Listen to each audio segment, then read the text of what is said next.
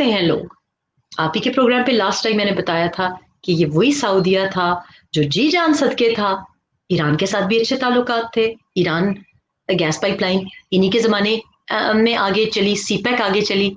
تو یہ بات عمران کی اور نواز شریف کی نہیں ہے, بات پاکستان کی عظمت کی ہے جو آپ کی اس نئے پاکستان میں ذلیل ہو رہی ہے. نیا پاکستان کیا ہے؟ نئی قسم کی ذلالتیں ہمیں دیکھنے کو مل رہی ہیں بس. اس میں کوئی شک نہیں ہے, بالکل ٹھیک کہہ رہے ہیں آپ. اچھا مجھے اب بالکل 5 منٹ ہے کیونکہ آپ نے اگلے پروگرام کلیئر ہے. ایک تو مجھے یہ بتائیں کہ اسحاق ڈار صاحب نے ہمارے پروگرام میں انکشاف کیا کہ ان کو دنیا کے مختلف ممالک نے پاسپورٹ ٹریول ڈاکومنٹ کی آفر کی کیونکہ ظاہر ہے ان کا علاج جرمنی میں اچھا ہے, لیکن انہوں نے کہا کہ میں جب بھی سفر کروں گا اپنے پاکستانی پاسپورٹ سفر کروں گا. آپ کیا سمجھتے ہیں کہ ایسے محب وطن پاکستانی کا پاسپورٹ کینسل کرنا چاہیے؟ جب بائیڈن ایڈمنسٹریشن آنے لگی تو میری ظاہر ہے میں بڑی کلوزلی ڈیموکریٹس کو فالو کرتی تھی پہلے پاکستان جانے سے پہلے, اور کیری لوگر بل وغیرہ میں میرا بڑا انٹرسٹ تھا اس زمانے میں بھی. تو مجھے پتا تھا کہ ان کی جو آگے جو حکومت آ رہی ہے بائیڈن کی آئے گی, اور بائیڈن کے ساتھ جو تعلقات تھے ان کے جو لوور ڈاؤن, ظاہر ہے کیونکہ اس زمانے میں جو بھی آپ کے پاکستان میں کاؤنٹر پارٹس ہوتے ہیں, مجھے ایک یاد تھا کہ یہ کہیں, مجھے یاد تھا کہ ان کے اچھے تعلقات تھے. تو میں نے کسی سے پوچھا کہ میں نے کہا کہ یہ ڈار صاحب جائیں گے, جانا چاہیے نا, یہ کیوں یہاں پہ بیٹھے رہتے ہیں, مطلب سیاستدان ہے تو سیاست تو کرنی چاہیے. تو انہوں نے کہا نہیں جی وہ تو ان کے پاس پاسپورٹ ہی نہیں ہے. تو میں نے کہا اچھا, تو امیگریشن میں بھی میں نے کام کیا ہے. میں نے کہا ٹریول ڈاکیومنٹ کیوں نہیں لے لیتے, ان سے کہیں ٹریول ڈاکیومنٹ ملتا ہے آپ ان کو سمجھائیں. جی میں نے کہا جی, انہوں نے کہا ہے کہ میں نہیں ٹریول ڈاکیومنٹ لیتا, میں پاکستانی ہوں, میں نے پاکستانی پاسپورٹ. اور پھر میں نے آپ کے پروگرام پہ پچھلے دنوں سنا تو بات یہ ہے کہ کوئی بندہ, حالانکہ اس میں کوئی مذائقہ بھی نہیں ہے, لیکن 1970 کی دہائی میں جب وہ برٹش گورنمنٹ ان کو آفر کر سکتی تھی برٹش پاسپورٹ, ہیڈ ہنٹ کیے جا رہے تھے ایز اے چارٹرڈ اکاؤنٹنٹ, لیکن انہوں نے نہیں. اور اس وقت تو کوئی نواز شریف کے, نہ وہ میرا خیال ہے سمدھی آبویسلی نہیں تھے, نہ وہ سمدھی تھے, نہ وہ ان کے فائنانس منسٹر تھے, نہ ان کے کوئی کلوز کانٹیکٹ. نواز شریف کی وجہ سے ان کی جائیدادیں بن رہی تھی. He is a technocrat, he was a chartered accountant, a very young chartered accountant, very successful chartered accountant. تو یہ افسوس کی بات ہے کہ دیکھیں آپ محب الوطنی ان لوگوں کی کوشچن کر رہے ہیں, پر یہ کوئی بڑی بات تو نہیں. آپ ایک عورت جو مطلب نکاح میں ہے کسی کو, اس کو MI6 ایجنٹ کہتے ہیں, مطلب اتنے آپ ایک بچی کو CIA ایجنٹ کہتے ہیں. ملالہ کے ساتھ انہوں نے کیا سر میں آ کے اس کو گولیاں لگی, اس بچی کو کہا. یہ تو ہمارے ملک کا المیہ رہا ہے کہ وہ لوگ محسن کش قوم ہے, محسن کش ہے نا.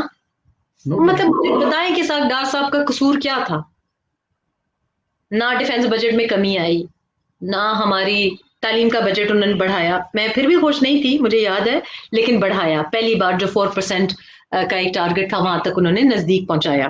یہ 2014 کا جب انہوں نے بجٹ دیا تھا, آئی تھنک 2014 کا جب انہوں نے بجٹ پریزنٹ کیا تھا, تو اس میں انہوں نے ایجوکیشن بجٹ بڑھایا.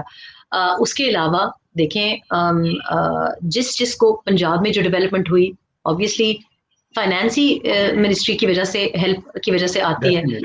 تو وہ بندہ اور میں, آپ یقین کریں کہ ایک تو ہم جو محنت کش ہوتا ہے, جو حصہ ڈالتا ہے, ہم اس کے ساتھ بڑی زیادتی کرتے ہیں اور ہم اس کو ملائن کرتے ہیں, ناحق اس کو بدنام کرتے ہیں.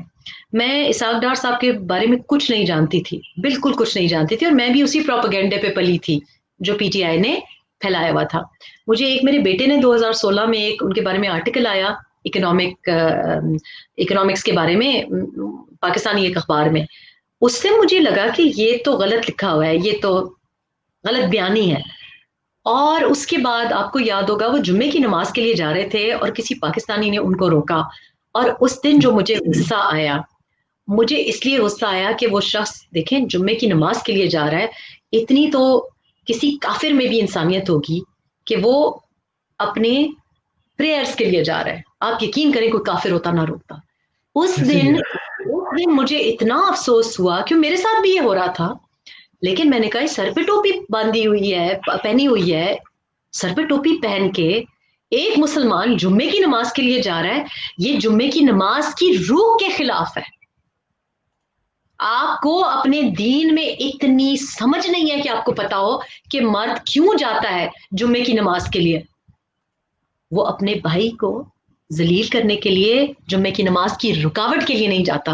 اور آپ نے دیکھا انہوں نے مڑ کے سلام کیا اور ذرا جو انہوں نے بدتمیزی نہیں کی. اس دن سے پھر میں نے ان کو ریسرچ کرنا شروع کیا. میں نے کہا یہ شخص تو یہ تو بڑا معقول انسان ہے. اور یہی پرابلم ہے ہمارے ملک میں کہ یہ جو بیچاری قوم گمراہ کر دیا ہے. وہ پائڈ پائپر کی سٹوری ہے. عمران نے ہمارے تمام بچوں کو سمندر میں اپنے پیچھے پیچھے لے گیا. ان بچوں کو پتہ نہیں ہے. تو جب ہم کسی کے بارے میں پڑھتے ہیں ریسرچ کرتے ہیں میرے بارے میں کیا کچھ یہ نہیں لکھتے. ان کو پتہ ہی نہیں ہے. ابھی بھی یہ بات کرتے ہیں ان میں سے کسی کو نہیں پتا. ان میں سے کسی کو نہیں پتا کہ ایکچولی پیناما پیپرز میں کیا ہوا یا نواز شریف کو کیوں کس بات پہ ڈسکوالیفائی کیا گیا. ان کو کچھ نہیں پتا. آج بھی پاکستان میں جو پروپیگنڈا ہے اس کا اتنا رواج ہے اور لوگ جاننا بھی نہیں چاہتے. لیکن وہ لوگ جو اپنے دین میں سمجھ بوجھ نہیں رکھتے یا انویسٹیگیٹ نہیں کرنا چاہتے واٹس ایپ پہ فیک چیزیں فارورڈ کر رہے ہوتے ہیں. یہ ہزارہ کے وقت پہ مجھے ایک میرے بھائی صاحب نے مجھے ادھر کے ایک پولیس آفیسر کا واٹس ایپ میسج بھیجا.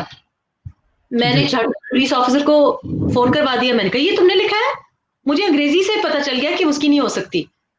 میں نے اس کے بیچ میٹ کو بھیجا. میں نے کہا یہ اس کے نام سے آ رہی ہے, یہ وہاں پہ سینئر پولیس آفیسر ہے, کیا اس نے لکھا ہے یہ بات؟ اس نے کہا جی اس نے نہیں لکھا. اب آپ دیکھیں کہ آپ اپنے بیوروکریٹس کو اپنے پولیس آفیسرز کو بھی بدنام کریں اور یہ آپ جھوٹ کا